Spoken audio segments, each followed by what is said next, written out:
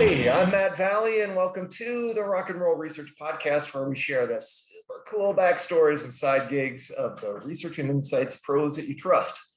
Today's guest is Larry Cheng of Intuit, who has, hey, hi Larry, how you doing? Good, how are you? So Larry's recently joined the Design Research and Insights team in the Small Business and Self-Employed group. That's the SBSEG, for those in the know, at Intuit. After spending, the better part of the past 10 years or so in design strategy and innovation for QuickBooks and other products in the Intuit portfolio. Now that was after spending 12 years as a design and project lead at the world-class innovation firm IDEO, which actually followed the starting of his career as a mechanical engineer. Is that right? That's right. Yeah. Very interesting. We're gonna have a lot to talk about. Now, speaking of a lot to talk about, one thing that Larry's colleagues and people who know him professionally maybe don't know is that back in college, he actually fronted a really full-on shredding punk rock band called the Skullmen. And I've seen the video myself, and I can speak to their credibility, and they were just downright awesome. So, thank you. So much to talk about. We'll talk about all that and more. Welcome to the show, Larry. Thanks, Matt. Good to be here. Yeah, it's great to have you. And I'm quite honored to have you on April 15th, being that you work for Intuit. Yeah, I got up at 4 o'clock this morning and did my taxes on TurboTax, as a matter of fact. Awesome. Yeah. Thank you for your business. Absolutely. Thank you for your business. I made the mistake of cheating on TurboTax last year for the first time in like 25, 30 years. And I wasn't going to make the mistake again this year. So thank you for making that an easy experience for me this morning. Oh, thank you. Yeah, it is. Like I'm not working with TurboTax directly right now, but I've worked with those folks before, and I definitely have empathy for like this part of the year for them. They're on like pins and needles, like waiting for everything to happen. Yeah, definitely. Well, they do a great job. Cool. So you've had just such an interesting career journey. I would love to hear you kind of take us from the start as a mechanical engineer, and then how you found your way into the UX design and insight space. Yeah, it's my background is from a technical school. It's where I played in the punk band as well.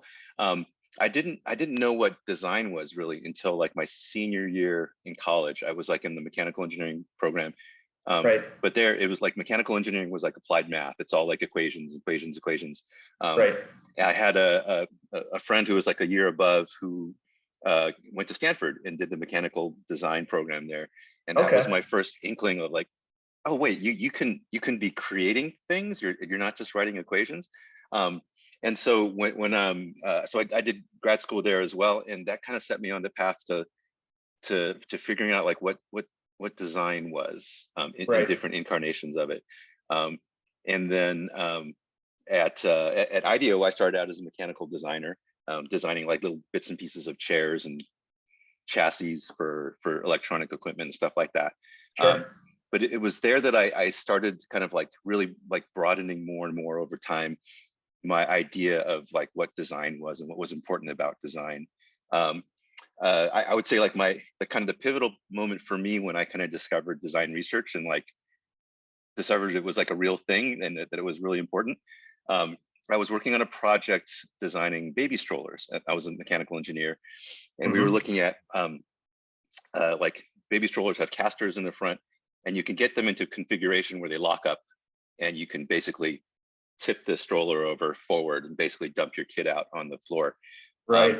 And so I was looking at that from an engineering point of view, like understanding, okay, here's the calculations of the tip angles and the forces and things like that. How high does the curve need to be, and for all this kind of stuff. And I thought I understood the problem. And then just like coincidentally, a little later, like during that project, I was pushing my own kid in my baby stroller and almost dumped him out at the airport. And I was like, oh, this is what it feels like to have the problem versus like understanding the problem from an engineering point of view.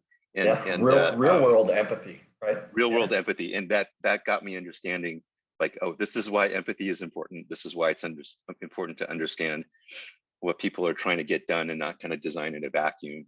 And I think ever since that time, I've had like one foot in design and a half a toe in research in different ways, and I've kind of through my career have kind of did a little bit of both. At IDEO, we used to call it kind of disparagingly being like research light.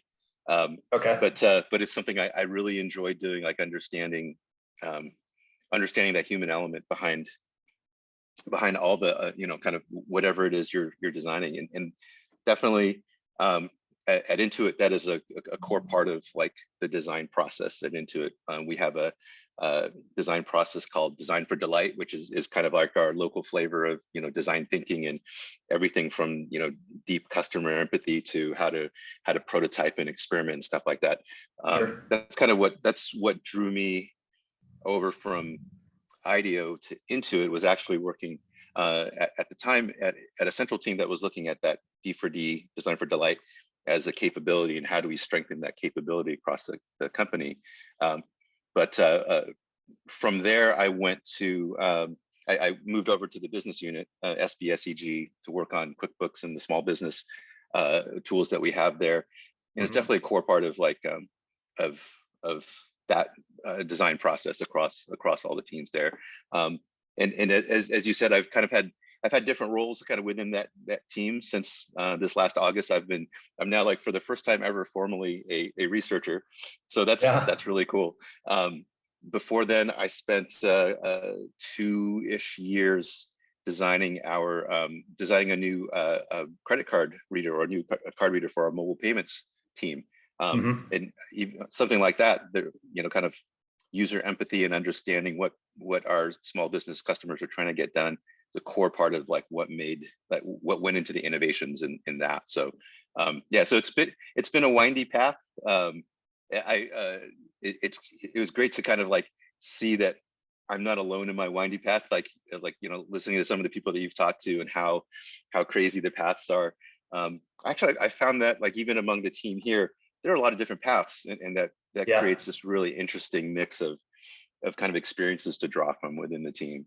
Yeah, I think that's what keeps me so interested and fascinated in this space, right? Because you're constantly meeting people who have these totally different perspectives based on, you know, what they'd experienced beforehand and what they brought to the table. So yeah, really cool stuff.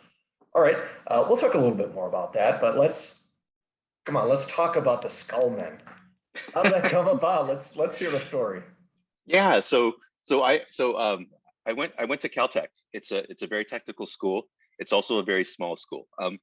The cool thing about it being a small school is, like, you got to do a little bit of everything. Like, there wasn't like the football jocks who did football and the band geeks who did band, and right, because the student body was small. I met my wife there. That's the most important thing. But I also got to play on the football team, though I'd never played football in high school. I got my ass kicked. It was incredible. I got hit so hard one time, like, you know, the literal seeing stars and having your breath knocked out of you. And then similarly for the band, in high school I had played for like a talent show band, and it was probably really bad. I'm glad no one ever recorded that. But yeah, in college, it was like you had the ability to kind of meet up with people and hey, we're throwing a band together.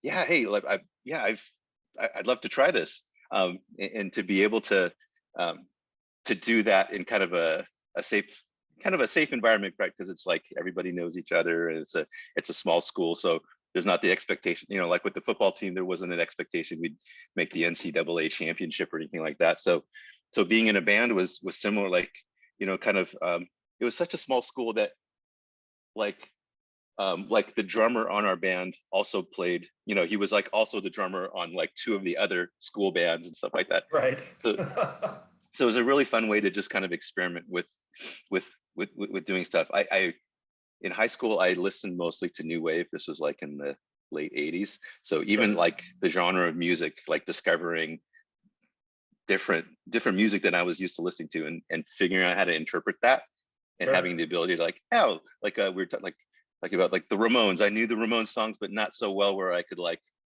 just like play it back as I've heard it. So I would kind of change it up a bit, kind of on accident, but it would come out great, and it would be like, oh, that's fun. It's fun to be able to do. Yeah, that's great. So you guys play gigs around campus, or? We play gigs around campus. We played. That was a long time. We played at least one gig off campus. I remember. Okay. I remember that, like at like Pomona College or something like that. Yeah. It happened to be the night of the start of one of the like Iraq wars or something like that. I remember it was like, oh, this is really wild. We're playing a gig on this, as things are going out in the world. But yeah, so it was mostly like on campus. Yeah. Yeah, very cool. Yeah. Cool. So it's really interesting to think about the sort of the technical educational background that you had, and then the creativity. Like you're working the equations in class, and then you've got this great creative outlet, after Yeah. playing in a band and that sort of thing. And it seems like that's a thread that's carried you throughout your career. It's like that creativity just needs to get out. Can you talk a little bit about that and how that's kind of impacted your Yeah. career? That's interesting. Yeah. I think that's right. I was yeah, I think trying to figure out, like even trying to put a name to it, like you're saying, like I hadn't not considered it that way, of like I'm in a very technical program. How does the creativity come out in different ways? But yeah, Mhm. I think and I've realized kind of like recently, I think that's kind of maybe the common thread is like a little bit of kind of technical acumen, a little bit of creativity, a little bit of trying to figure out like what's what's interesting and different there, Sure. and how to do things a little bit differently. Um, Yeah.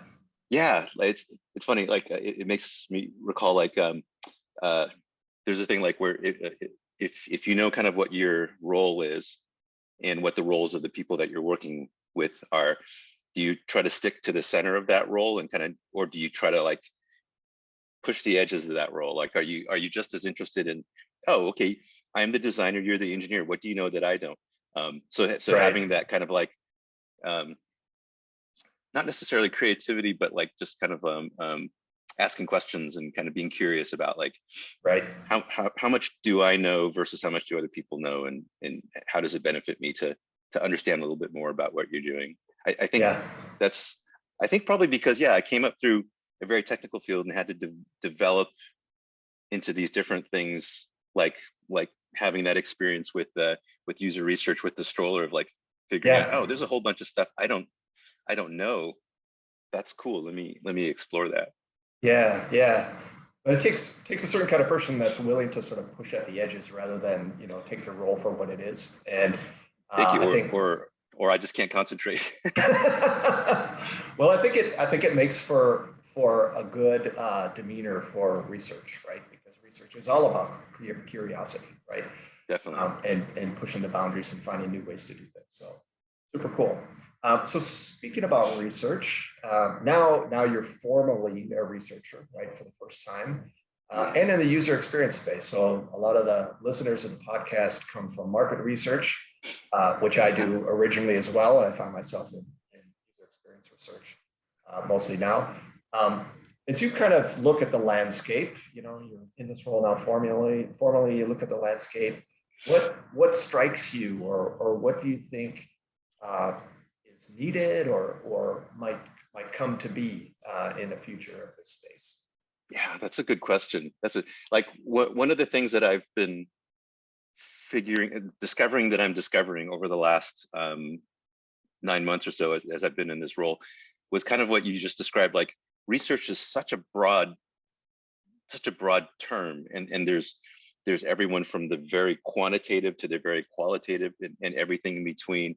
And um, it's a little bit / a lot intimidating to know that there's just so many expertises out there in Right. terms of like different kinds of things you can learn with different kinds of research. That's been fun for me to kind of figure out, like that, oh, okay, what I my bias coming in terms of what I think of research is very much on the qualitative end. Mhm. Um, but it's actually interesting. I've been like in one of the projects I'm working on right now, I've got to dive into some data with some analysts on the marketing side, and which taps into like some of the stuff I know from my kind of like my more analytical math background. and that has been super exciting. I think I remember I was listening to one of your other podcasts earlier and talking about like the role of data, right? And now there's so much of it. I was just telling somebody actually this morning, like the difference between doing user research on like a chair versus on like a digital product, right? There's so much data availability or available on what users are doing in the digital product, and it changes all the time and stuff like that. That's a great opportunity. But at the core of it, people are still kind of hard to understand, and they don't tell you exactly what they need because they don't know it. Another colleague kind of describes like how he approaches it as like a, what did he call it? A quant sandwich. Like you do qual, then you do quant, then you do qual. And the idea that like as research progresses, it would be great to make sure that like we can, like as researchers, or maybe this is me because I'm kind of like new to the role in a formal way, that we can understand what kind of what different tools are available to us, what different methods are available to us to be able to understand things in different ways. I guess similarly to how like design thinking has a toolkit, and people who don't use it well kind of like use it as a blunt instrument and pull out a tool because they think they need it, versus knowing that, okay, this tool is what we need at this point, this tool is what we need at this point. I'm hoping that like for myself, as I kind of like grow mature as a researcher, that I have more of that toolkit and know like different places to turn to get expertise from others. I'd love to see that happen. I think, but I don't think that means that like qualitative research is going away anytime soon, for instance, right? Like,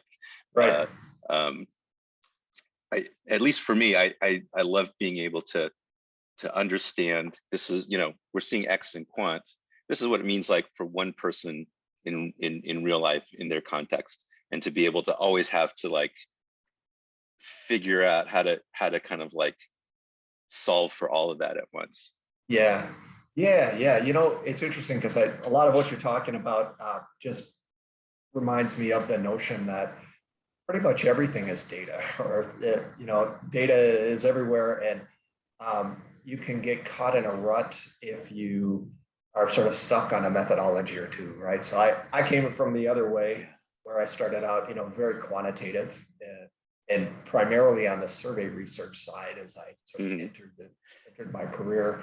And then you sort of see everything as a survey, right? Oh, okay, we need to know this. Okay, well, let's do a survey.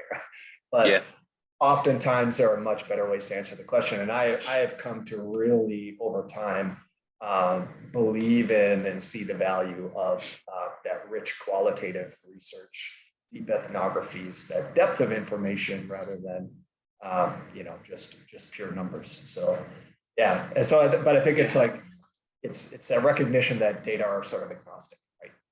And anything can help answer the question. Is what do I need? That's true. That's true. Although I hate to turn it back on you with the question, but here's the thing. Like sometimes I think like a survey, maybe as an easy example, by the time you get to putting the questions on the survey, you've already made, like you've already closed off like 60% of the answers, right? Just in the like, if your first question is which of these describes you best, and there's 10 choices, right? You've already set like a whole worldview that is just good. Like you won't, even if you say other, right? Like you won't get a chance to kind of get that back. That's why I think we have to think about different techniques for different questions, because if you're really looking for something exploratory and you still want to be open to ideas, then a survey is not going to be a good tool for that, right? So survey is going to be much better for something confirmatory. I want to confirm or disprove this hypothesis with some level of confidence, rather than I'm still open to ideas. So cool stuff. That's cool. Awesome.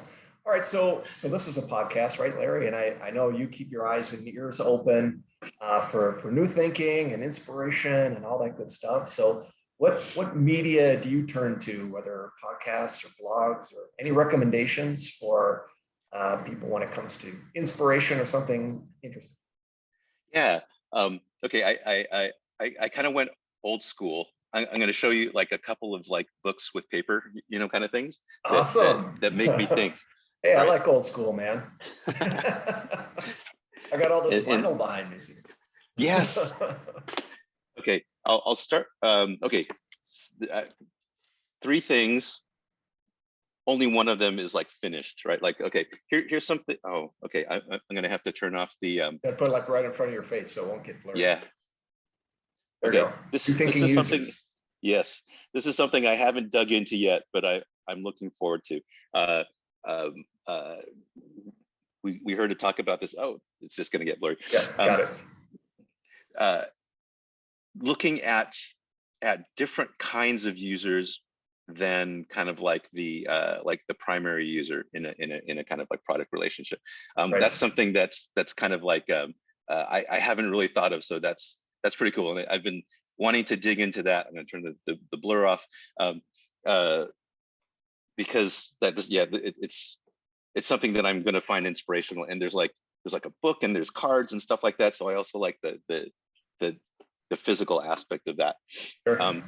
This is a book that I have not finished, and ironically, it's very ironic that I haven't finished it. It's about artistry. Okay. It's about like qualitative work and how to like deal with that. But the book itself it's a little too dry for me, so I can't finish it. But I'm really interested in the topic of like, right, kind of like the same way I'm interested in like qualitative research and conversations. Like, what is it about kind of qualitative work? I think one of the stories that's in here that I always remember is like when someone is painting, like they have the story of if someone is painting a swan and the first thing they do is paint the eye on the blank canvas. Mm-hmm. That never comes out 100% like the artist expects it would. Like, does that mean the painting is a failure from that point forward? Of course not. Like, that's like from an artistic or a qualitative perspective, that's where you start, and then you kind of like the work morphs as the conditions morph. I thought that was a great kind of visual to think about. But I haven't finished that book. One that I have finished, and I think it's because it's a picture book. This is something 101 Things I Learned in Architecture School. It's nominally about architecture, but it's kind of about like how to see the world as a designer, and how to have a point of view about things, and that like, bringing a point of view into something is a perfect place to start, versus trying to design something objectively. I think that applies to how I think about research as well, in terms of like, okay, what's the role of having a point of view that you bring into your research versus trying to discover something more of an objective truth, and understanding, right? As a researcher, you're naturally going to bring in some point of view, whether you intend to or not. But so I like that book because it's also, it's a kind of oblique. It's like, it's about architecture, but you can read a lot of the things and, oh, it's about design, or it's about thinking about problem solving in a different way. Yeah, really good stuff. I wish we had a few hours, Larry. This is there's a lot of topics I really like to dig deeper into here. But I'll come to the time where I've got to ask, and I'm so curious, right? You said that you listened to classic new wave in the 80s. I'm thinking like The Cure and stuff like that, right? And you were singing punk rock in the late 80s, early 90s. And who knows what since. So let's say, Larry, you're stranded on a desert island. You've got 3 records at your disposal of your choosing to keep you company for the rest of your days. What are those records? So I was thinking about this for the longest time. I was like I don't know what, like, so I'm going to break the rules a little bit, and rather than like everybody wants to break the rules on this question. I'm sorry. It's like, it's all good. Well, because actually, like, this came up in a conversation in a different thing, and one of the things was like, you know, if you pick an album that you really like, by the time you get rescued off the island, you're gonna hate that album. So maybe you don't pick an album that you really like. Like what's an album that will get you through that's like throwaway that you can kind of like. That's a way of But I looking didn't. at it. So what I decided, like, okay, that if I knew this was going to happen, I would put together my album / playlist. I of like covers of 80s songs. Interesting. It was like, okay, like there's not an 80s album that I would like want to be forced to listen to like every day, but sometimes I end up going down a rabbit hole like on YouTube of, you know, how many covers can I find of, you know, like this Coldplay song. I guess they're 90s, but or double zeros, but like I love hearing really weird really weird interpretations of songs that I knew from the original. Yeah. You know, like The Cure, like there's, I can't remember who did this, but there's like this Cure cover that's right, like that's even more kind of plaintive and sad but beautiful. It's got a woman doing the vocals on it. It's like, oh, I like this song because I can both appreciate it for the song, and I still have that nostalgia of like, oh yeah, I remember when I was listening to this song for the first time. So I would gather a bunch of covers of like those old songs. Yeah. So then if you do get rescued, right? So you've got the essence of those songs that you're listening to, but you can still go back and listen to the originals after you're rescued and you won't hate them. Yeah. That's true. Maybe I'll just hate the covers that I can go back to the originals. There you go. Yeah. Okay, cool. Anything else? I mean, that 80s, is there anything else you would want? Yeah. Maybe like covers in general, but no, one of your other guests talked about how they were introduced to Taylor Swift through a cover that they liked the song, and their kid was like, Dad, that's Taylor Swift. So right. I really like the Taylor Swift's the albums that she came out with over the pandemic. Yeah. But it's funny. I kind of have a hard time listening to them now because they're so of that moment. So that might be a good set of albums to have on a deserted island, right? Because that you can listen to them and really get into like, oh darn, I'm on a deserted island. And then when you get rescued, you can toss them. It's okay. That's no longer me. All right. Well, it sounds like I'm going to have to wait another episode for somebody to say Slayer. It's going to happen. Somebody's going to say Slayer, but it hasn't happened yet. Anyway, cool. Awesome. Larry, this has been a great chat. I really appreciate you sharing your insights and a bit about your journey. It's just a fascinating path that you've taken thus far. And of course, wish you the best as you embark as now a researcher for sure, you know, tried and true. So awesome. Finally. Yeah. Excellent. Thanks so much for your time, Larry. I really appreciate it.